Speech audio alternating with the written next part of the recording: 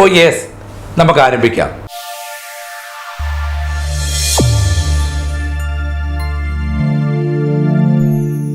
ഒരു പൊതു സ്വഭാവമുള്ള ഒരു വിഷയം പറയാൻ വേണ്ടിയിട്ടാണ് ഞാൻ ഇന്ന് നിങ്ങളുടെ മുമ്പിൽ നിൽക്കുന്നത്. അപ്പോൾ അതിൻ്റെ ഡേറ്റ മുഴുവൻ ഓർത്തിരുന്ന് പറയാൻ എന്നെ കൊണ്ടാവില്ല. അതുകൊണ്ട് ഞാൻ വായിക്കുകയാണ് നിങ്ങളുടെ മുമ്പിലേക്ക്. തെരുവ് നായ്ക്കളുടെ കടിയേറ്റു ദിവസം തോറും ആളുകൾ മരിക്കുന്ന വാർത്തകൾ നമ്മൾ കണ്ടുകൊണ്ട് കേട്ടുകൊണ്ടിരിക്കുകയാണ്. അതുകൊണ്ടാണ് ഈ ഡേറ്റ ഞാൻ നിങ്ങളുടെ മുമ്പിലേക്ക് സമർപ്പിക്കുന്നത്. ഇന്ന് മനുഷ്യന് ജീവിക്കാൻ പറ്റാത്ത സാഹചര്യങ്ങളിലേക്ക് മനുഷ്യനെ കൊണ്ടുവന്നെത്തിക്കുന്നത് വന്യമൃഗങ്ങളും അതുപോലെ തന്നെ നായ്ക്കളും നീർനായ്ക്കളും ചേർന്നിട്ടാണ് എന്നുള്ളതാണ് ഒരു വസ്തുത. ആനകൾ ഗ്രാമങ്ങളിലേക്ക് ഇറങ്ങുന്നു, കടുവകൾ ഇറങ്ങുന്നു, പുലി ഇറങ്ങുന്നു, എന്നുകൊണ്ട് പന്നി ഇറങ്ങുന്നു. ഈയിടെ പറയുന്നു വയനാട്ടിൽ നിന്നും തെങ്ങ് കൃഷിക്കാർ, വാഴ കൃഷിക്കാരെല്ലാം കൃഷി ഉപേക്ഷിച്ച് നാട് വിടുകയാണെന്നാണ് പറയുന്നത്. കാരണം അവരുടെ നാളികേരം മുഴുവൻ കുരങ്ങുകൾ കയറി പറിച്ച് നശിപ്പിക്കുകയാണ്, വെള്ളയ്ക്ക പോലും ഇല്ലാതെ. അത്ര പൊറുതിമുട്ടുകാട് മനുഷ്യൻ ജീവിക്കാൻ കഴിയാതെ ഇന്ന് പലയിടത്തും, പ്രത്യേകിച്ച് വനമേഖലകളിൽ ഇടുക്കി, പത്തനംതിട്ട, വയനാട്, കണ്ണൂർ തുടങ്ങിയ പ്രദേശങ്ങളിൽ ജീവിക്കുന്ന ആളുകൾ നിങ്ങൾക്കറിയാമല്ലോ. അവരെല്ലാവരും കൃഷിയെ മാത്രം ആശ്രയിച്ച് ജീവിക്കുന്നവരാണ്. അവർക്ക് ജീവിക്കാൻ പറ്റാത്ത സാഹചര്യമാണ്. അപ്പോഴാണ് ഈ ഡേറ്റ വായിക്കണമെന്ന് എനിക്ക് തോന്നിയത്. ഒന്ന്, കഴിഞ്ഞ 5 മാസത്തിനിടെ സംസ്ഥാനത്ത് 1.65 ലക്ഷത്തിലധികം ആളുകളെ തെരുവ് നായ്ക്കളുടെ കടിയേറ്റ് ഹോസ്പിറ്റലുകളിൽ അഭയം പ്രാപിച്ചിട്ടുണ്ട്. ആകെ നായ്ക്കളുടെ കടിയേറ്റ മരണം 17 എണ്ണം. ലോകത്ത് ഏറ്റവും കൂടുതൽ തെരുവ് നായ്ക്കളുടെ ആക്രമണം ഇന്ത്യയിലാണ് റിപ്പോർട്ട് ചെയ്യപ്പെട്ടിട്ടുള്ളത്. ഇന്ത്യയിൽ പ്രതിവർഷം ഏകദേശം 22 ലക്ഷം നായ്ക്കളുടെ കടിയേറ്റ കേസുകൾ റിപ്പോർട്ട് ചെയ്യപ്പെടുന്നു. ഇതിൽ ഗണ്യമായ എണ്ണം തെരുവ് നായ്ക്കളിൽ നിന്നാണ് എന്നുള്ളതാണ് വസ്തുത. വളർത്തു നായ്ക്കളിൽ നിന്നും കടിയേൽക്കാറുണ്ട്. അതും ഇതിനകത്ത് റിപ്പോർട്ടിൽ വരാനുണ്ടായിരിക്കാം. 2023 ഏകദേശം 2.75 ദശലക്ഷം ആളുകളെ നായ്ക്കൾ കടിച്ചതായി റിപ്പോർട്ട് ചെയ്യപ്പെടുന്നു. ഒന്ന് ആലോചിച്ച് നോക്കി അതിൻ്റെ ഭീകരത എന്താണെന്ന്.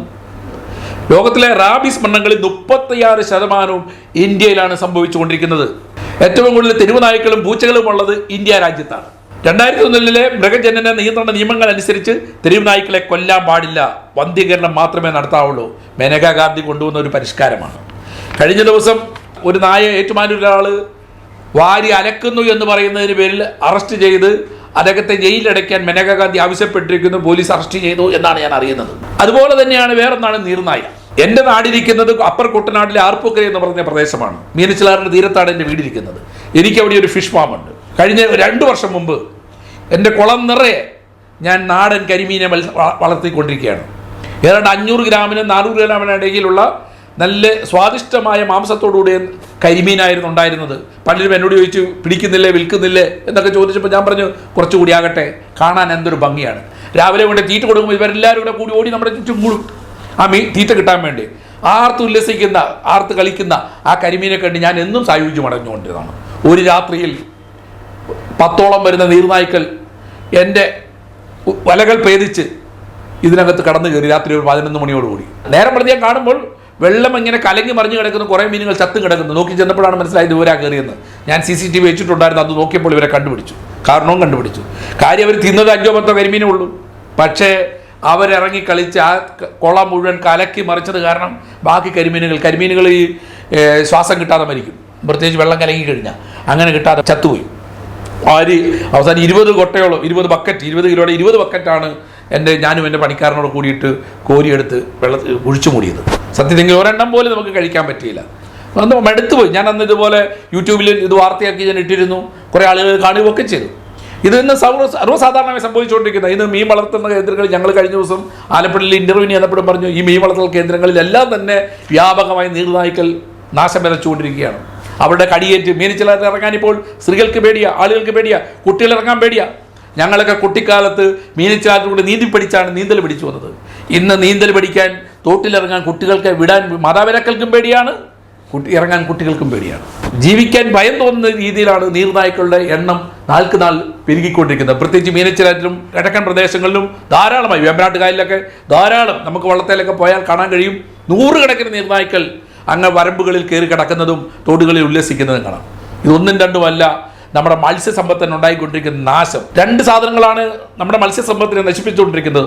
ഒന്ന് നീർക്കാക്കകളും, ഒന്ന് നീർനായകളും. പ്രധാനമായും 2 കാരണങ്ങൾ കൊണ്ടാണ്. ഒന്ന്, നമ്മുടെ ഉൾനാടൻ ജലാശയങ്ങളിലൊക്കെ പണ്ടുണ്ടായിരുന്ന ബോട്ട് യാത്രകളൊക്കെ തീരെ കുറഞ്ഞിരിക്കുന്നതുകൊണ്ടും കൃഷി ആവശ്യങ്ങൾക്ക് പുഴയെ ഉപയോഗിക്കുന്ന ഒരു രീതി കുറഞ്ഞതുകൊണ്ടും പുഴയെ ആശ്രയിക്കുന്ന രീതി കുറഞ്ഞതുകൊണ്ടും ആയിരിക്കാം ഒരുപക്ഷെ നിങ്ങൾ ഇതുപോലെ ക്രമാതീതമായി വർദ്ധിച്ചുകൊണ്ടിരിക്കുന്നത്. അതുപോലെ തന്നെ തെരുവ് നായ്ക്കളിൽ പലരും വളർത്തുന്ന നായ്ക്കളെ നല്ല നായ്ക്കളെ അവർക്ക് ആവശ്യം കഴിഞ്ഞാൽ അല്ലെങ്കിൽ ഉപയോഗം കഴിഞ്ഞ് കുറേ നാൾ കഴിഞ്ഞ് അല്ലെങ്കിൽ പ്രായമായി കഴിഞ്ഞാൽ രോഗം വന്നു കഴിഞ്ഞാൽ ഉടനെ തെരുവിലേക്ക് ഉപേക്ഷിക്കുകയാണ്. തെരുവുകളിൽ അലിഞ്ഞു നടക്കുന്ന നായ്ക്കൾ പഴയ നാടൻ നായ്ക്കൾ മാത്രമല്ല, ലാബ്രഡോർ, ജർമ്മൻ ഷെപ്പേർഡ് മുതലുള്ള ഉന്നത കുല ജാതര് പോലും നമ്മുടെ തെരുവുകളിൽ അലിയുന്നുണ്ടെന്നുള്ളതാണ് വസ്തുത. മനേകാ ഗാന്ധിക്ക് ഒരാളിൻ്റെ ജീവൻ നഷ്ടപ്പെടുന്നതിലും വേദന ഒരു നായയുടെ ജീവിതം പോകുന്നതാണ്. അങ്ങനെ പലരുണ്ട് നമ്മുടെ തെരുവിൽ. വലിയ രീതിയിൽ ഈ മൃഗസ്നേഹം പ്രകടിപ്പിക്കുന്ന ആളുകളുണ്ട്. അവരൊന്നോർക്കണം, റാബീസ് കമ്പനികൾ, റാബീസിന് മരുന്നുണ്ടാക്കുന്ന ആൻറ്റിബയോട്ടിക്കുകൾ ഉണ്ടാക്കുന്ന കമ്പനികൾ മത്സരിച്ച് നിന്നുകൊണ്ടാണ് ഈ തെരുവ് നായ്ക്കളെ കൊല്ലാതിരിക്കാൻ വേണ്ടി വ്യാപകമായി മുറവിളി കൂട്ടുന്നത്. ഈ മുറവിളിയുടെ ഫലമായി നൂറുകണക്കിന് ആളുകളാണ് ദിവസേന ഇവിടെ പിടഞ്ഞു വീണ് മരിച്ചുകൊണ്ടിരുന്നത്. കൊച്ചവസാനം ചിറ്റലപ്പള്ളി സാറിനെ പോലെയുള്ള കുറേ ആളുകൾ ഇതിന് പ്രതികരണവുമായി രംഗത്ത് വരികയുണ്ടായി. അവരെയൊക്കെ പലപ്പോഴും പല കേസുകൾ പറഞ്ഞ്, ഞാനിത് അദ്ദേഹത്തെ പേടിപ്പിച്ച് ഞാൻ പറയുന്നില്ല, പല രാഷ്ട്രീയക്കാരെയും ഈ നായ്ക്കെതിരെ സംസാരിച്ചതിന് പേരിൽ അവരെല്ലാം പോലീസ് നടപടിയെടുത്തതിൻ്റെ പേരിൽ അവരെല്ലാം പേടിച്ച് അവസാനം ഒന്നും മിണ്ടാതിരിക്കുകയാണ്. ഇപ്പം തെരുവ് നായ്ക്കൾ കാരണം റോഡിലേക്ക് ഇറങ്ങാൻ ഭയമാണ്. രാവിലെ പ്രഭാത സവാരിക്ക് പോകുമ്പോൾ ഞാനൊരു വടിയും എടുത്തുകൊണ്ടാണ് പോകുന്നത്. കാരണം ഒരു 8-10 പട്ടിയാണ് നമ്മുടെ നേരെ വരുന്നത്. പലപ്പോഴും ഒന്ന് വീശിയെങ്കിലും നിന്ന് രക്ഷപ്പെടാമല്ലോ എന്ന് ഓർത്തിട്ടാണ്. കാരണം അവരുമായിട്ട് നമുക്ക് ഏറ്റുമുട്ടാൻ നമ്മളെ കൊണ്ടാവില്ല. അവർ 1 അല്ല 9 അല്ല ആയിരക്കണക്കിന് നായ്ക്കളാണ് തെരുവുകളിൽ നനഞ്ഞുകൊണ്ടിരിക്കുന്നത്. അതുകൊണ്ട് ഈ നിയമങ്ങൾ ഒന്ന് പരിഷ്കരിക്കേണ്ട കാലം അതിക്രമിച്ചിരിക്കുന്നു. കഴിഞ്ഞ ദിവസം സൂരജ് പാലാക്കാരൻ പറയുന്നത് കേട്ടു, ഈ തെരുവ് നായ്ക്കളെ എല്ലാം കളക്ട് ചെയ്തിട്ട് ഈ നായ്ക്കളെ തിന്നുന്ന ആളുകളുണ്ട് നാഗാലാൻഡിലൊക്കെ എന്ന് പറയുന്നു. അങ്ങോട്ട് കയറ്റി വിട്ടാൽ വളരെ നല്ലതല്ലേ എന്ന് ചോദിക്കുന്നു. നല്ലതല്ലേ? ഇവിടെ ഒരു ഉപദ്രവവും വരുത്താത്ത മുയലിനെയും താറാവിനെയും കോഴിയെയും എല്ലാം നിഷ്കരണം കൊന്നു തിന്നാമെങ്കിൽ മനുഷ്യന് ഒരു ഉപകാരവുമില്ലാത്ത തെരുവ് നായ്ക്കളെ മാത്രം കൊല്ലാൻ പാടില്ല എന്ന് പറയുന്ന നിയമം എന്തിൻ്റെ പേരിലാണേലും ഒരു കാടത്തമാണ്, കാട്ടുനീതിയാണ്. ഇത് മാറിയേ തീരൂ. മനുഷ്യജീവനാണ് ഏറ്റവും വിലപ്പെട്ടത്. മനുഷ്യജീവനെ അപകടപ്പെടുത്തുന്ന ഇത്തരം പ്രവണതകൾക്കെതിരെ ഒന്നിച്ചു നിന്ന് പോരാടേണ്ട സമയം അതിക്രമിച്ചിരിക്കുകയാണ്. കഴിഞ്ഞ ദിവസം ഞാൻ അറിയുകയുണ്ടായി, തൻ്റെ കൊച്ചുമകനെ ഓടിച്ചിട്ട് കടിക്കുന്ന തെരുവ് നായ്ക്കൂട്ടം ഒരു 10-12 ഒന്നിച്ചക്രമിച്ചപ്പോൾ അദ്ദേഹം ഒരു വലിയ വടിയെടുത്ത് ഒരു തെരുവ് നായെ തല്ലിക്കൊന്നു എന്നാണ് കേട്ടത്. അതിൻ്റെ പേരിൽ അദ്ദേഹത്തിന് പേര് കേസെടുക്കുന്നു അറിയാൻ കഴിഞ്ഞതാണ് ഇത്തരം ഒരു രോക്ഷപ്രകടനം എന്നിൽ നിന്നുണ്ടായത്. കാരണം ഇങ്ങനെയുള്ള കാര്യങ്ങൾ സ്വന്തം മക്കളെ പോലും തെരുവ് നായ്ക്കളിൽ നിന്ന് രക്ഷിക്കാൻ നമുക്ക് അനുവാദമില്ലാത്ത, അത് പോലീസിൽ പോയി റിപ്പോർട്ട് ചെയ്യണമെന്നാണ് പറയുന്നതെങ്കിൽ എന്ത് കാട്ടുനീതിയാണ്? ആർക്ക് വേണ്ടിയിട്ടാണ് ഈ നിയമം ഇനിയും മുന്നോട്ട് കൊണ്ടുപോകുന്നത് എന്നാണ് ഞങ്ങൾ ചോദിക്കാനുള്ളത്. അതുകൊണ്ട് OAS പറയുന്നു, ഇത് അവസാനിപ്പിക്കേണ്ട കാലം അതിക്രമിച്ചിരിക്കുന്നു. എത്രയും വേഗം അധികാരികൾ, കേരള ഗവൺമെൻറ് എന്തായാലും ഇതിനെ കൊന്നൊടുക്കുന്നതിന് വേണ്ടിയിട്ടുള്ള ഒരു നിയമം പരിഷ്കരിക്കണമെന്ന് ആവശ്യപ്പെട്ടുകൊണ്ട് കേന്ദ്രത്തിലേക്ക് കത്തയച്ചിട്ടുണ്ട്. കേന്ദ്രത്തിലേക്ക് അതിനുവേണ്ടി നിവേദനം പോയിട്ടുണ്ട്. എന്തായാലും കേന്ദ്രത്തിലെ വന്യമൃഗ സംരക്ഷണ നിയമം ജനങ്ങൾക്ക് അനുകൂലമായി ജനജീവന് വില കൊടുക്കുന്ന രീതിയിൽ ഒന്ന് തിരുത്തി എഴുതണമെന്നാണ് ഞങ്ങൾക്ക് വിനീതമായി അഭ്യർത്ഥിക്കാനുള്ളത്. ഈ അഭ്യർത്ഥന മറ്റുള്ളവരിലേക്ക് പകർന്നു കൊടുത്തുകൊണ്ട് എത്രയും വേഗം അധികാരികളുടെ ശ്രദ്ധയിൽപ്പെടുത്തണമെന്നാണ് അപേക്ഷിച്ചുകൊണ്ട് നിർത്തുന്നു. നന്ദി, നമസ്കാരം.